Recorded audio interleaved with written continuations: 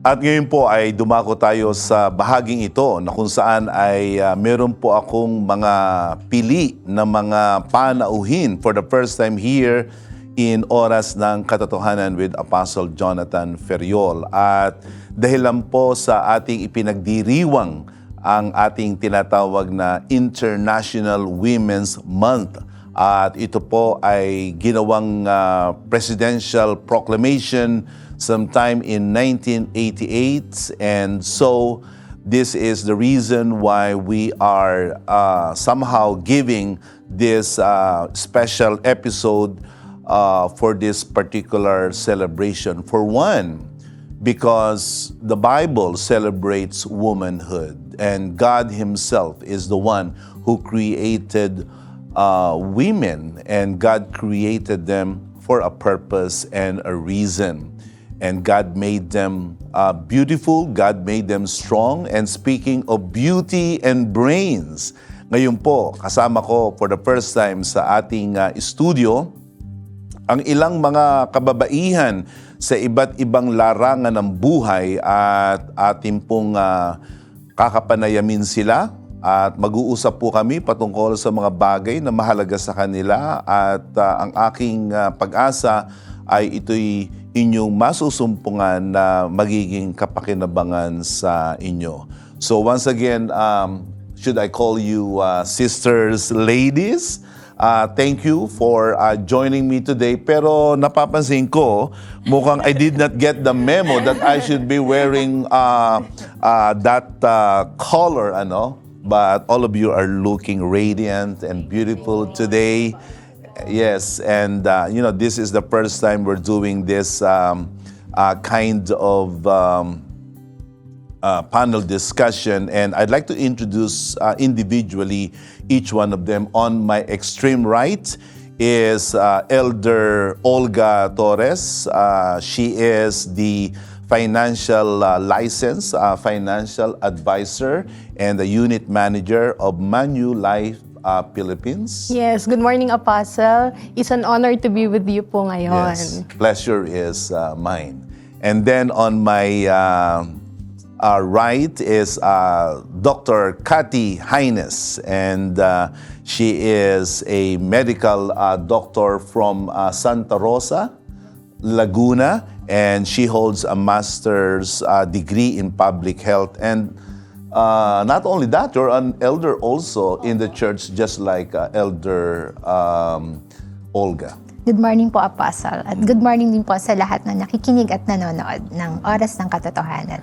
And on my left is also Sister Dayan Ganibo. And she is the youngest among my guests today. And she graduated magna cum laude from the University of the Philippines, Diliman, and she holds Bachelor of Arts. So thank you for joining us today. Yes po, such blessing to be here with amazing women, and also regards and greetings to all the women that we are celebrating this month. And last but not least is Pastor Abigail Pascual, and she's actually my cousin.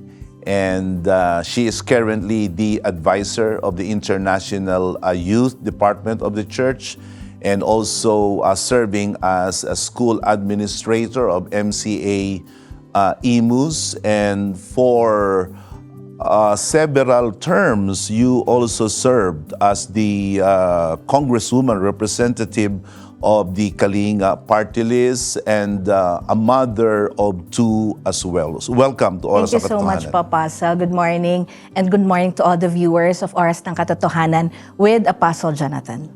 At yun nga ang dahilan kung bakit tayo naririto, para pag-usapan natin ang paksa ng mga kababaihan. And I think kababaihan or womanhood is one important topic these days that we should really underscore, albeit we must do so in the light of the scriptures. Akala ng marami na ang banal na kasulatan ay pawang tahimik pagdating sa mga kababaihan. But let me just ask you this question, and anyone can answer this right away. What do you think is the most challenging issue that women these days, Christian and non-Christians, secular or church women alike, face?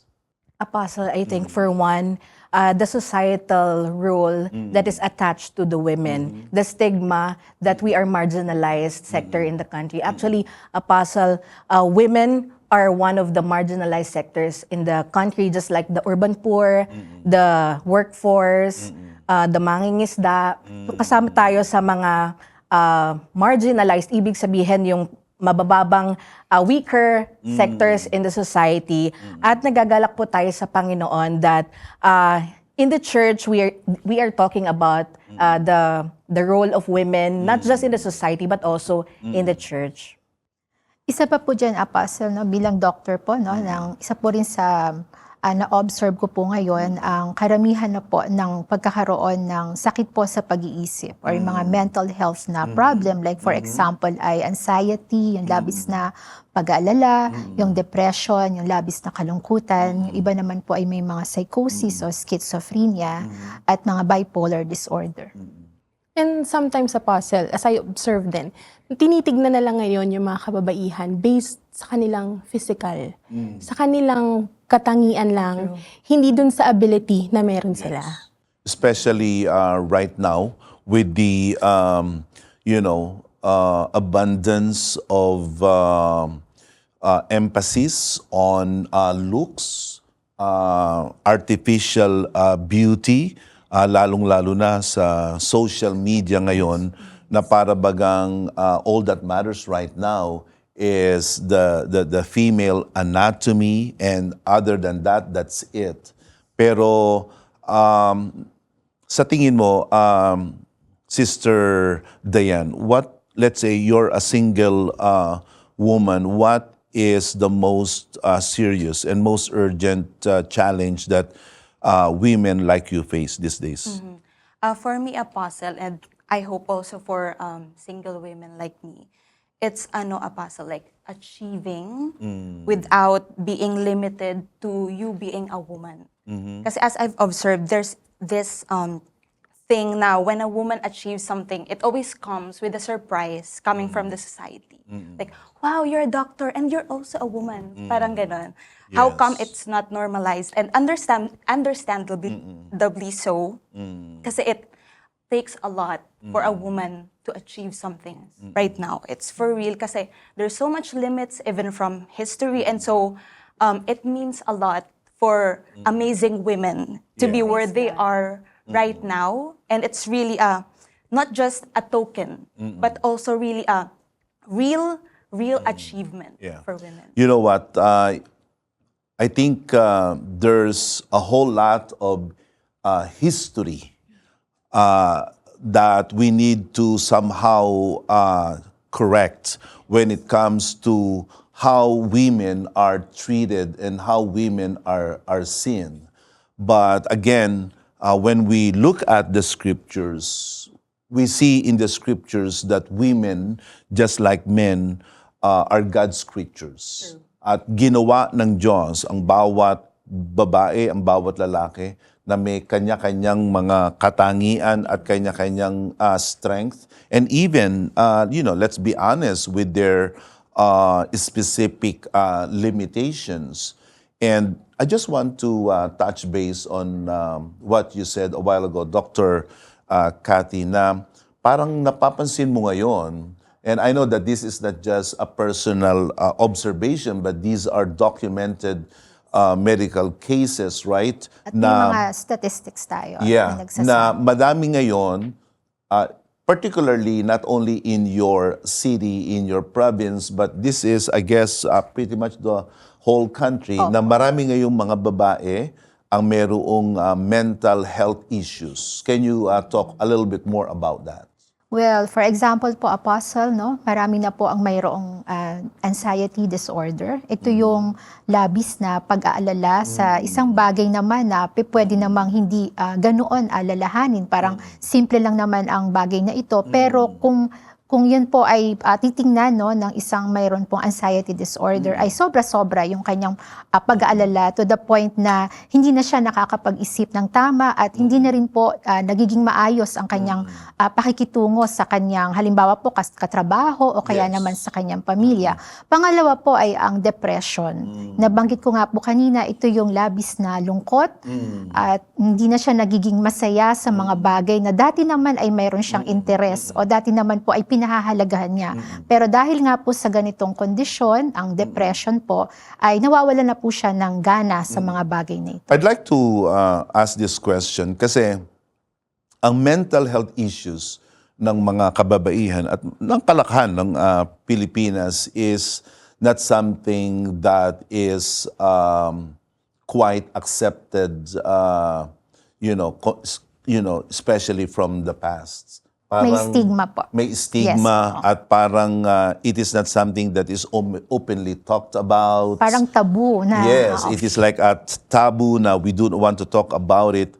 Pero let me ask you this, na kasi may mga nagsasabi na, uy, wag mong sabihin yan, wag mong ilahad yan.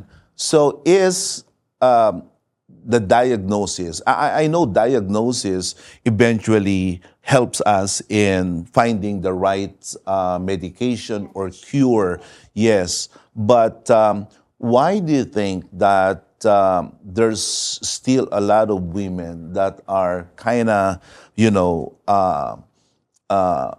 afraid to be diagnosed as having that kind of mental health issues? Maaring Apostle, ang isa po sa dahilan niyan ay yun pong kakulangan ng kaalaman patungkol po sa mga sakit sa pag-iisip na Right. para bang kapag nagkaroon ka ng ganitong karamdaman ay isa kang mahina or kahinaan mo to. Which is hindi naman po totoo. Dahil kagaya po ng sinabi ko kanina, ito po ay karamdaman, Yes. sakit, no? At dahil nga po, tama po, no, kailangan po talaga ng proper na diagnosis.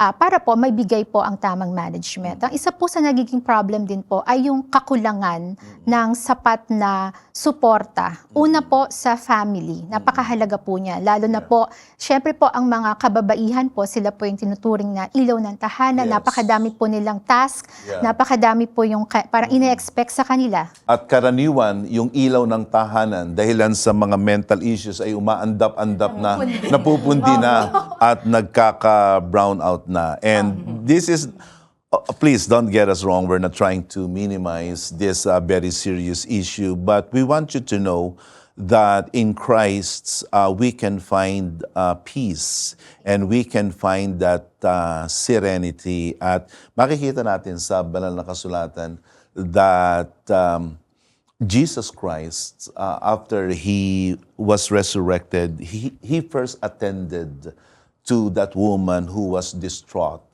and yes, traumatized and depressed, and that was none other than Mary. And that shows that the Savior that we are preaching here in Oras ng Katotohanan is the Savior that can bring healing to our broken mental states. I'd like to touch on, because Elder Olga, you're a financial advisor. What is the most serious financial challenge that modern women face, aside from having not much money? Yes, yes. Alam ko maraming nahihirapan sa mga budgeting and everything. Yes, yes, Apostle. Well, actually, yung mga challenges na naririnig ko from them kasi. For example, there is a concept in financial planning talaga. For example, you have an emergency fund. Mag-start ka pala magtrabaho, kailangan may emergency fund ka na. At the same time, if you want to save, kung meron kang savings, kailangan it's 3 to 6 times of your monthly income. Yung mga ganong bagay, Apostle, yung mga ganong concept, hindi alam ng mga tao. That's why dumarating sa point na may lalapit sa atin, wala na sila. Hindi na nila alam kung saan nila kukunin. For example, there are uncertainties coming along your way, like death, critical illness, and accident. Kung wala tayong emergency fund or even savings, yun yung iniisip ng mga tao ngayon. Saan nila kukunin? Paano nila gagawa ng paraan? And sometimes, yung term na uutang na lang kami. para makabayad kami dun sa mga hindi inaasahang pangyayari. So I think yun po yung mga common challenges ng mga families, ng mga individuals. You know what? I really believe that, and you are one very faithful follower of the Lord Jesus Christ, a very faithful member of the PMCC Port Watch. We teach financial stewardship to our members. You know, we're not just saying you need to be money wise, but we go for something that is more deep and rich. So we call it financial stewardship. Give me real quick one financial principle that will help people to better manage and handle their money. Well, actually, Apostle, in the church kasi, we are taught to be a liberal giver. So, pagdating sa pagbibigay at pagkakaloob talaga, alam natin na ang Diyos ang tutulong sa bawat isa sa atin. And in the church kasi, meron tayong makaturuan at tamang pagkaunawa how to handle these things. Dahil nga yung mga binibigay at pagkakatiwala ng Diyos sa atin, pag pinahalagahan natin yan ng maayos, mapupunta yan sa tayo. Amen to that. When it comes to, womanhood, ikaw man ay isang ina, isang asawa, o isang dalaga. Pastor Abby, you're a mother of two awesome kids. I really don't know how you even juggle your multiple callings. Share us a bit. Papaano ang isang napaka-busy na magulang o ina, at the same time, siya'y isang tapat na tagapanguno sa Iglesia ng Panginoon? Actually, Apostle, totoo po, sobrang hirap, challenging siya. Especially with my kids, they are Gen Alpha. They're not like Gen Zs na may studies na, how they behave, how they think, what's their interest. So I have to really keep up with how I can raise them. And at the same time, I have to juggle a lot of roles in the church. But I thank God because I have a lot of help. I can delegate. I have a village of people who support me in my ministry. Like I have trusted and responsible, reliable pastors who I work with in the school, in the education committee, in the Young Watchers. I have very competent Young Watchers with me. So with that, somehow my load is being eased. Nagagaangan po ako. And as one non-negotiable po, pagdating sa mga bata, I make it sure before the day ends, ako yung makikita nila, kasama nila. So after a busy day, I make sure that ako magpapatulog sa kanila. I pray with them. I sleep with them. And also, every week, I also try my best to give at least one day for them because that's the time that I can minister also to them. Because I believe, Apostle, family is also a ministry. Wow. Yes. Amen. You know what? It cannot be further from the truth that our first pastorate is none other than our family. Can you add something to that, Doctor, about family at kung papaano ang isang ina that she could keep her sanity intact, but at the same time, she is available to offer whatever it is that God has given to her children? Sa akin naman po, sa akin pong karanasan, no, bilang ina at the same time po. How many kids do you have? 3 po. 3 boys. Opo. Really? Opo. Ayun po. So, number 1 po talaga ang salita ng Diyos. Napakahalaga po niyan. Ang pakikinig ng salita ng Diyos at ang pananalangin. Kagaya po ni Pastor Abby na sinasagawa rin po namin ang family devotion, ang pananalangin po as family. And at the same time po, nakikinig din po kami sa payo ng ating mga pastors pag kinakailangan. Dahil may mga pagkakataon po talaga, Apostol, na may mga pagkakataon na mahirap, may mga challenges po talaga, may mga pagsubok. And then naniniwala po kami na ang mga sugo ng Diyos, ang mga pastors po natin, ay pwede po nating lapitan para hingan po ng tulong. I see. I remember last week we covered about the importance of family devotion in keeping a Christian family together harmoniously and solid. So that is something that we would like you to also adopt. If you are a mother or a father, do family devotion. I myself, I grew up with that kind of Kailangan mo talaga activity. silang i-model eh. Exactly. Hindi pwedeng sabihin mo lang na mag-pray or makinig ng salita ng Diyos, pero ikaw mismo, hindi mo yun ginagawa. Right. So dapat ikaw mismo, kakitaan ng mga anak mo Yes, ng mabuting yes. halimbawa. Yes. I heard that you are very much reliant on your network, fellow officers and whatnot. Gayon din kayo, you consider the pastor as part of your emotional network. Can you also talk about what kind of people that a woman should surround herself with? I understand na ang ating panahon ngayon, women are taken for granted. They are cheated and exploited. Pero if you're a mother or even, a daughter, what will you say to other women na, hey, get this person in your life and allow that person to bring that positive influence in your life? Apostle, kasi the people that surrounds you somehow influence you, the way you make decisions, the way you form your values and also your family. So mahalaga ang mga tao nakapaligid sa iyo, like-minded mo. Pareho kayo ng pag-iisip, and most importantly po, pareho kayo ng pananampalataya. You share the same faith, values. Kaya po pag ganon, at may influence ka din na maging faithful kasi yung mga tao nakapaligid sa iyo the same as you, ganun din yung pag-iisip nila. This is what I can also say, speaking of emotional network. The church is a great place for emotional network. And there's a lot of people in the church, despite our weaknesses and shortcomings, but there is a whole lot of people in the church that are well-meaning. Amen. They are honest, they're sincere, and they really want to be an agent of difference and blessing to the women in the church. So, as a single, modern woman, what drives you crazy if ever, if ever there's anything that makes you crazy na yung parang iniisip mo na, bakit ginaganito nyo kami? And I want you, okay, wag ka lang magbabasag dito.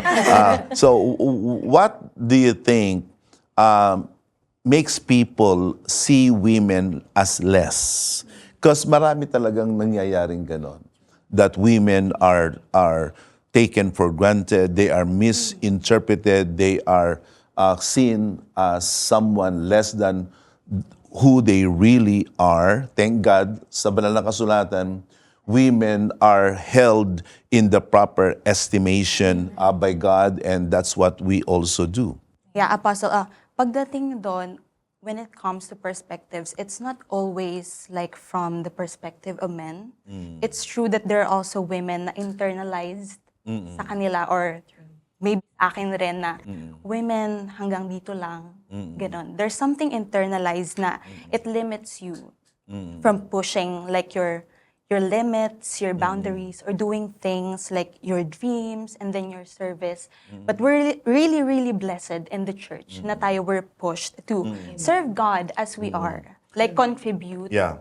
And then Do you think there is unseen conspiracy in the world today that are seeking to always weaken women?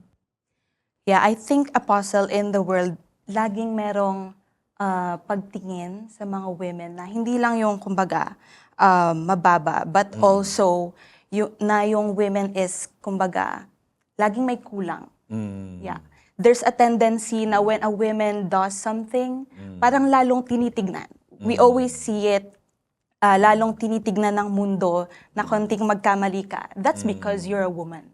Parang the reason for your sin or the reason for your mistakes is because you're a woman. That's the source of your limit, the source of everything wrong that you are doing. And not, parang hindi makikita in the first place that it's because you're a newbie, it's because you're just learning something. It immediately becomes, the reason immediately becomes your womanhood. Yeah. So parang ini-stereotype ang mga babae ngayon na the reason mahina ka kasi babae ka at kung ikaw man ay makaangat-angat, nagugulat sila na bakit mo nagawa iyon at suddenly you begin to invite this unnecessary and undue attention and let's talk about something that is really upfront na one of the I'm gonna say it loud, na women over the course of time has always been objectified as some kind of a sexual objects. At dahilan dyan, maraming mga kababaihan, literally ang ginagamit, ang sila'y pinagsasamantalahan, and once they are used up, they are discarded like a rugged doll or toy. How can a Christian woman protect herself from this kind of exploitation? Apostle, I think the systemized misogyny in the world today, the thinking that women are less, women are just like objects that you can toy around, or their feelings are pwede mong paglaruan. The systemized misogyny is what really makes women feel that way. And so I think as a Christian woman, we have to see our worth in the light of the Word of God, in the light of the perspective of our Lord Jesus Christ. Actually, Apostle, when we think about how Jesus Christ has revolutionized the way the marginalized sector in the society was treated, makikita natin na ang Panginoon nagpakita ng grace, compassion, the way He treated women, the lepers, the tax collectors. Talagang makikita natin na walang sinino ang Panginoong Jesus. And it was also reflected in His own ministry. He was born to a virgin, Mary, ang mga unang alagad ay babae, ang mga naging financial supporter ng unang iglesia ay mga babae. That's why in the church we are very happy with the leadership that really highlights the importance of the role of women, in not just in society but also in the church po. Yun po, if we will see our worth, our dignity in the light of how God sees us, makikita natin na hindi lang tayo hanggang dito. God has created us for more than what we think of ourselves. Yeah, well said. This is, again, bunga ito ng kasalanan ng tao. And again, I am not merely putting the blame solely on men using women, but there are also women that see themselves less than who they really are, or less than who God sees them. And as a result, they give permission for others to step upon them, exploit them. Kumbaga, they are willing victims. Again, I'm not saying that women who are victimized are willing, but then again, it is also true na may mga kababaihan that they don't see themselves anymore with worth. Hindi na, wala na, mababa na ang tingin nila sa sarili Maybe nila. because of their experiences. For example, sa family nila, Yes. family problems, even love. Pagdating sa mga ganong bagay, that's why hindi na nila nakikita yung worth nila. Dahil dun sa mga problems na experience nila. Yeah. Before we continue, I want us to continue on this particular thread. But in the meantime, I just want to let everyone know that you are watching Oras ng Katotohanan with Apostle Jonathan. And we are having this very wonderful, eye-opening discussion about women's issues. And joining me right now are this awesome panel of gifted women. And we are going to continue with this discussion after this break. She is clothed with strength and dignity. She can laugh at the days to come. She speaks with wisdom, and faithful instruction is on her tongue. From the book of Proverbs 31, verses 25 to 26.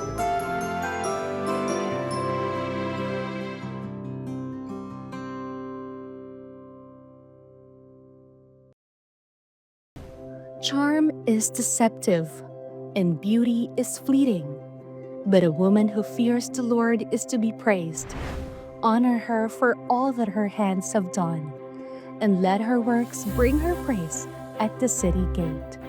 From the book of Proverbs, chapter 31, verses 30 to 31.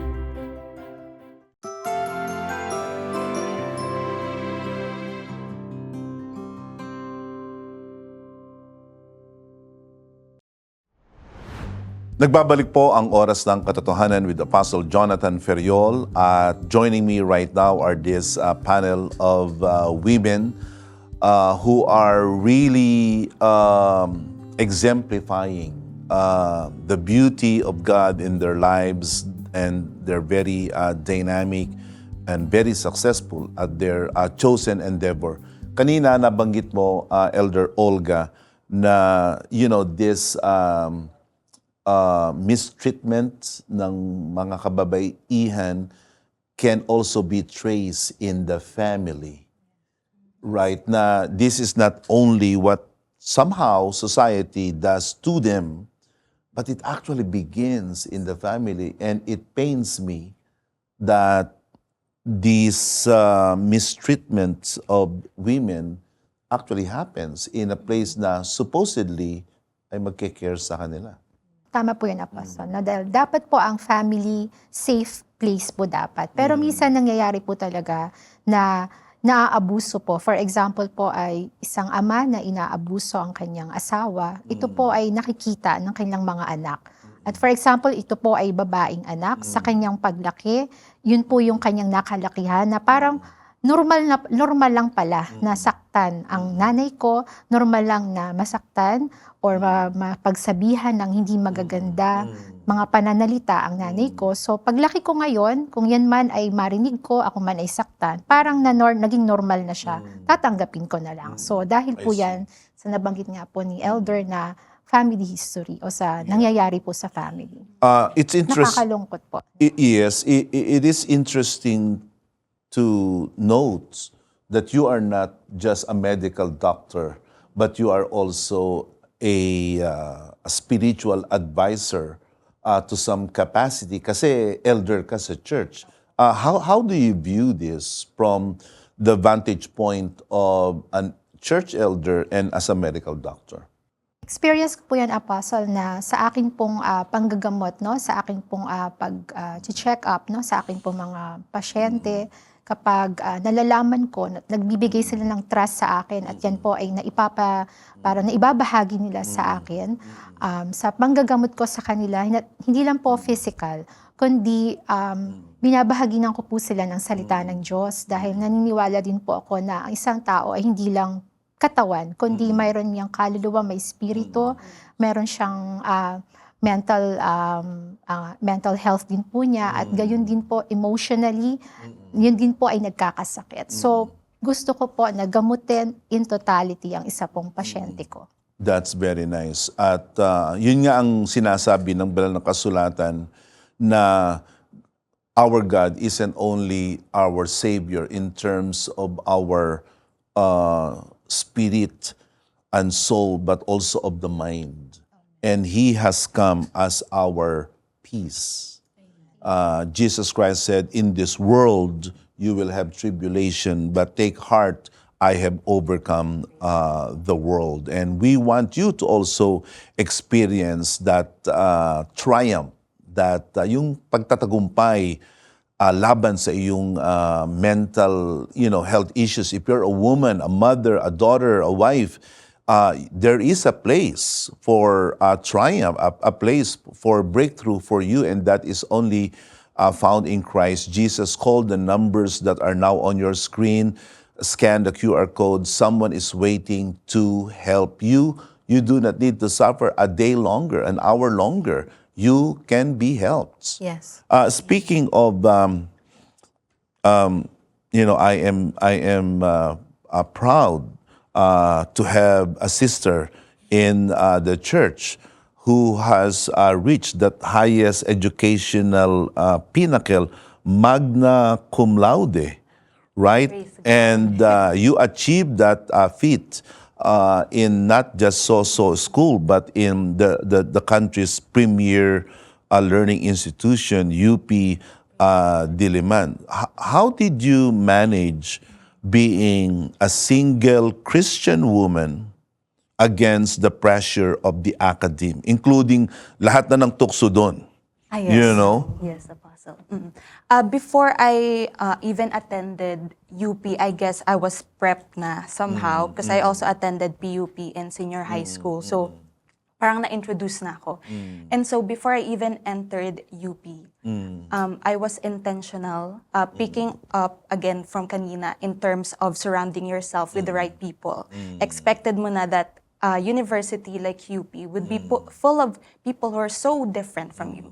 Different in thinking, different lifestyle, different faith, belief.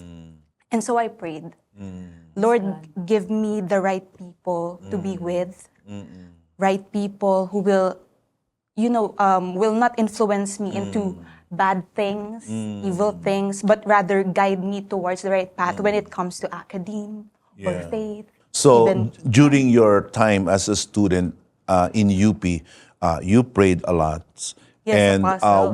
what other things that a young woman must do, to keep herself intact, solid as a Christian? Kasi may mga kabataan ngayon na akala nila ang pag-aaral ay sagabal sa paglilingkod, na parang ang Diyos ay walang interes sa kanilang academic success. But you have shown it, and many others have shown that yung paglilingkod ay hindi hadlang sa katagumpayan sa edukasyon. What message can you give our young people right now? Let's say those who are, pursuing, I guess, higher education, or they are in high school or college. What practical advice can you tell them?